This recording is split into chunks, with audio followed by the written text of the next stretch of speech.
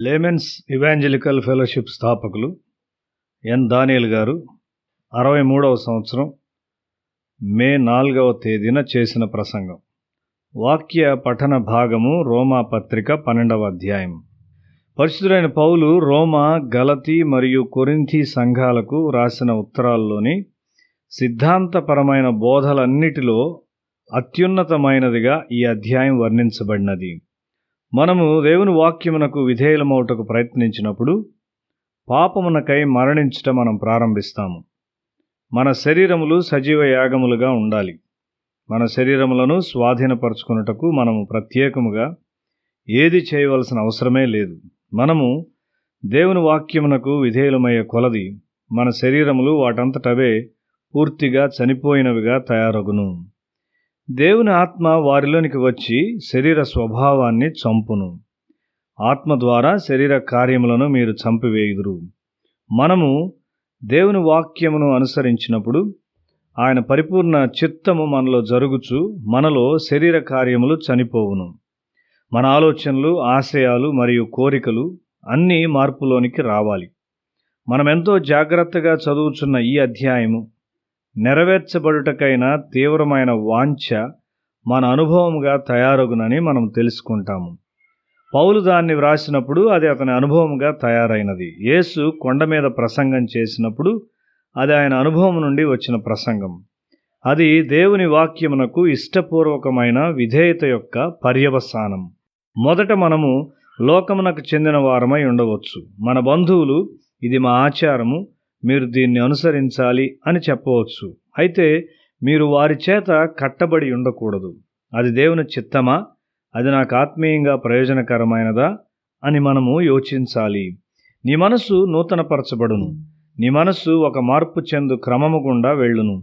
ఇంతకు ముందున్న కోరికలు మరియు అవగాహన గొప్ప మార్పు చెందును. నీవెంత మాత్రము లోకమునకు చెందిన వాడవు కావు. ఇతరులు నీకు ఇష్టముగా ఉండరు. నీవు లోకమును అనుసరించవు. నీవు దేవునిలో నమ్మకం ఉంచున్నావు. కొంతమంది మార్పు చెందారు కానీ వారు ఎదుగుటలేదు. ఎందుకనగా వారు లోకమును అనుసరించున్నారు. కొంతమంది కొన్ని పొరపాట్లు చేసిన తరువాత దేవుని వాక్యమును అభ్యాసం చేసి ఎదుగుచుంటారు. మనం ఎదగవలసిన విధముగా ఎదగకపోయినప్పుడు ఒక దినాన క్రీస్తు ఆశించిన ప్రమాణము కంటే తక్కువ స్థాయిలో మన విశ్వాస పరిమాణం ఉండుట మనము కనుగొంటాము. దేవుని యొక్క పరిపూర్ణ చిత్తమును చేయు స్థితికి నీవు వచ్చినప్పుడు నీవు సింహాసనమునకు వచ్చిన విధముగా అది ఉంటుంది. నీవు ఆయన గుణశీలమును పంచుకున్నప్పుడు ఆయన శక్తిని, కృపను కూడా నీవు పంచుకుంటావు. ఆయన ఘనమైన లక్షణాలు నీ స్వంతమైనవిగా నీలో కనిపిస్తాయి. దేవుడు కొంత విశ్వాసమును మనకిచ్చాడు.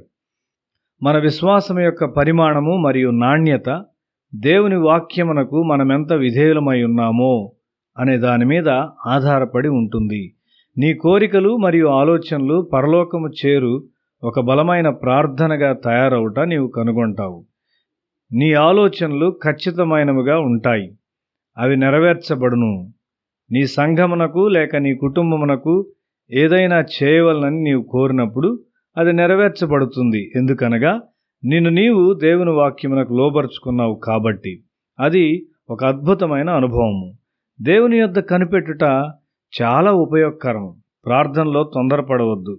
వాక్యమును జాగ్రత్తగా చదువుము. ప్రార్థనలో నీవు వేచి ఉండగా నీవెక్కడ నిలువబడి ఉన్నావో దేవుడు బయలుపరుస్తాడు. నీ అపజయాన్ని, జయాన్ని మరియు నీవు చేయవలసిన దాన్ని దేవుడు నీకు చూపిస్తాడు. నీ చుట్టూ ఎంతో అయోమయ స్థితి ఉంటుంది. అయితే నీవు దాన్ని తప్పక సరిచేయాలి. ఒక్క ప్రార్థించే మనిషి మాత్రమే దాన్ని చేయగలడు. నీ కుటుంబములో ఏ తప్పు ఉన్నదో నీకు తెలియదు.